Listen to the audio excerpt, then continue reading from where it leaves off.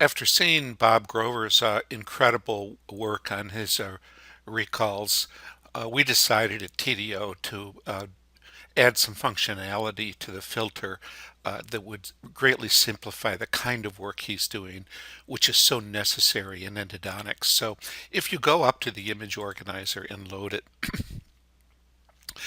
you go to the filter function where it says configure image date filter.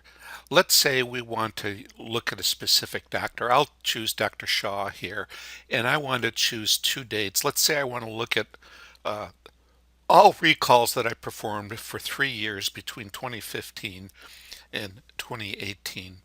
And these dates are completely configurable. And I'm in this particular case, I can select for, I can filter for any number of categories or any combination of categories.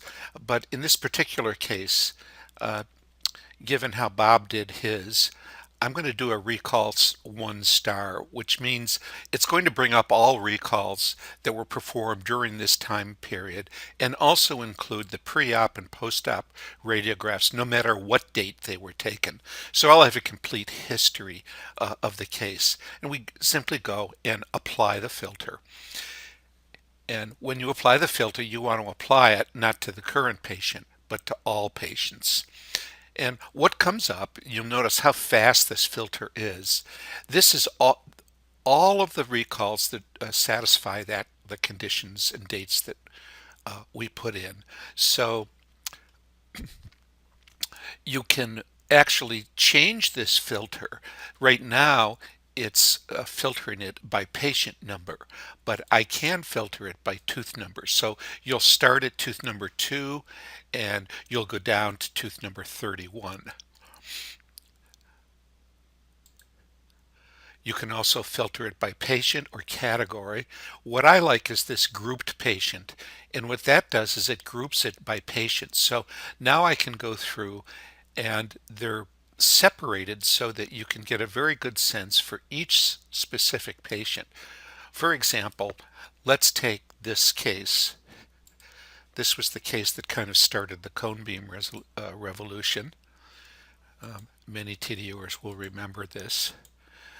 So this is the history of that case. And if I go up to collage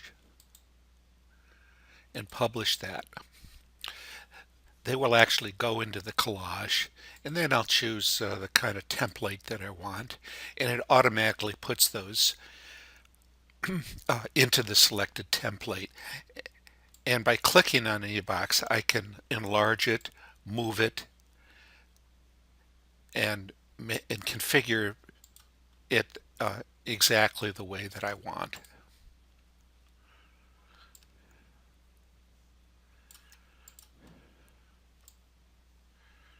I'm pressing the shift key to move it. And I don't happen to like the boxes, so I'm going to remove the borders.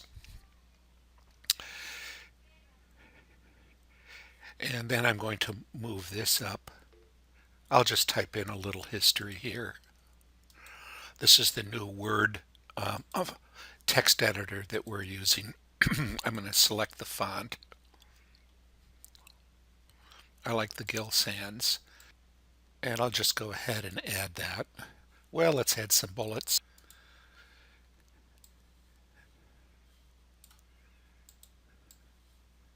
And I'll put this here. And I'm going to put snap to grids just so that everything is lined up appropriately. And then I'll just save that as a collage. And if I want to mail this collage to TDO Clinical, I can. So you can see that using the recall filter, you're able to really show your recalls, and I'm hoping to encourage a lot of TDOers to do exactly what Robert did in putting his together. So, Bob, I hope this makes your future recall assignments a lot easier.